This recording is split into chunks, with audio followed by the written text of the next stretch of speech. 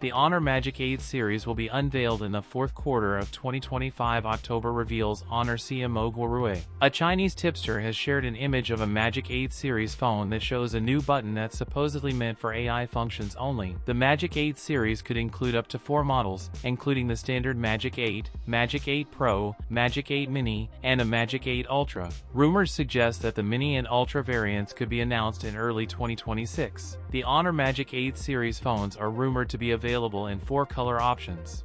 All phones in the lineup could come with wireless charging. The camera module of the Honor Magic 8 and Pro still has the same circular module design at the center. The Honor Magic 8 Pro is also expected to have a 200MP telephoto camera and ultrasonic in-display scanners. Honor Magic 8 Pro is on its way to surprise consumers with an 8000 mAh battery, feature the 100W wired plus 80W wireless charging.